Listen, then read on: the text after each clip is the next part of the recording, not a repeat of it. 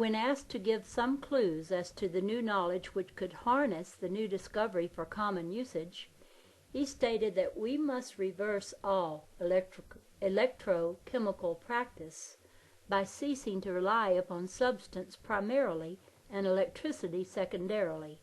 In fact, he said, it is better practically to forget substance, for the varying pressures of electricity in different sections of the wave alone determines the variations of substance and perform all the miracles of the laboratory of nature, as well as that of the chemist. The number of electrons and protons has nothing whatsoever to do with the determination of difference in the elements as commonly believed. That which man calls matter or substance has no existence whatsoever. So-called matter is but waves of the motion of light, electrically divided into opposed pairs, then electrically conditioned and patterned into what we call various substances of matter. Briefly put, matter is but the motion of light, and motion is not substance. It only appears to be. Take motion away, and there would not be even the appearance of substance. Electricity manufactures all of the qualities and attributes of light in wave motion which we think of as substance. Density, alkalinity, acidity, conductivity, pressures of heat and cold, and even appearance is given to waves of light by the two electrical workers which build up the universe and tear it apart in polarized fields measured out by the two magnetic surveyors which keep all electric actions in balance with their reactions. And you pick up one of these products of wave motion and say, this is a piece of steel, or this is an apple, without the slightest realization that sudden withdrawal of the electric power which brought that state of motion into being would blow you and it and a mile or more around you into nothingness of the equilibrium from which you were electrically assembled. And that is what radioactivity is, a quick return to the state of rest which underlies the spiritual or invisible universe. And that is what lightning flash is, as contrasted to a flame which is slower to return, or to decay, which is still slower return. And so, said Mr. Russell, our creative thinkers in the laboratories of the world must look primarily to light, which is the foundation of the universe, and to the wave within which the secrets of creation lie, and to what electricity does with light, and to the why of it, and to the why of energy electrically expressed instead of to substance to perform tomorrow's miracles. Tell me how you acquired your scientific knowledge, I asked. You say you never studied physics and have read but few books in your life. It is because I always looked for the cause behind things and didn't fritter away my time analyzing effects, he replied. All knowledge exists as cause, and it is simple. It is limited to light of mind and the electric wave of motion which records God's thinking in matter. Effect is complex, infinitely complex, but one can have no knowledge of effect. One can but be informed of effect. Information is not knowledge. Our educational processes inform us, but until we have recognized the eternal truth which underlies that information, we have no knowledge of it. Like food in the grocery store, it is not nourishment until it is converted to the bloodstream. All knowledge is possible for anyone, and the cosmos gives it to him who asks, but all information is impossible. Can you tell me the process by which this all knowledge came to you? Was it always a gradual process, the result of earnest, patient seeking, or was there a high point, a period of revelation or illumination? Mr. Russell replied, I will put it very simply. In May of 1921, God took me up into a high mountain of inspiration and intense ecstasy.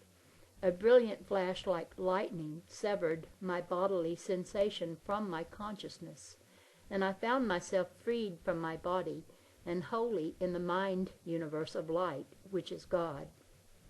And then God said to me, Behold thou the unity of all things in light of me, and the seeming separateness of all things in the two lights of my divided thinking. See thou that I, the undivided, unchanging one, am within all divided things, centering them, and I am without all changing things, controlling them. And the secrets of the universe were unfolded to me in their great simplicity as the doors to the light opened fully to my consciousness.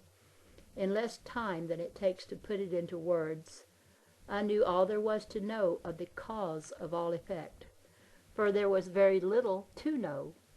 In that hour it was as though the infinity of complexity within the moving kaleidoscope were suddenly taken apart, and it was shown to me that the entirety of its illusion was but 3 mirrors and a few bits of broken glass.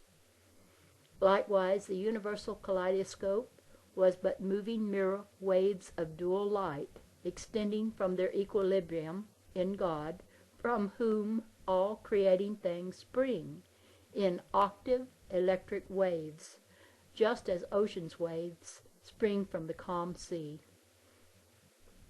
Thus, knowing the static light of God, and the two dynamic lights of his thinking, and the electric processes by means of which his thinking is recorded in matter, I at once had the key to all the sciences, mathematics, chemistry, astronomy, and mechanics, likewise all the underlying principles of creation, of life and the healing principle, of continuity in a universe in which there is no death, of energy which is not what man thinks it to be, and of matter which is not substance as man supposes it to be, and of the forces which act upon it which man has learned how to use somewhat, but knows not the why of that which he uses.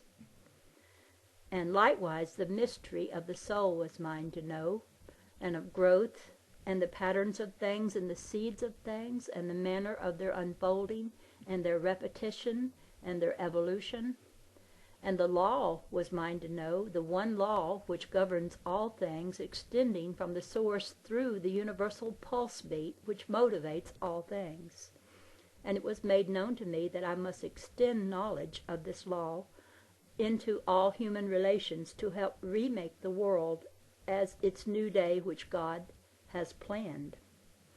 For very many days and nights I was made to write down all these things which I knew in the divine Iliad, which is my record of my teachings while in the light. And in that one volume of many thousands of words there was never an erasure nor correction, and the language of that divine message was not mine. I could never have written such rhythmic essence of knowledge, nor have created its exalted style. Thus I was made to see the universe as a whole, and its simple principle of creation as one unit, repeated over and over, endlessly and without variation, as evidenced in the universal heartbeat to which every pulsing thing in the light wave universe is geared to act as one unit of one whole.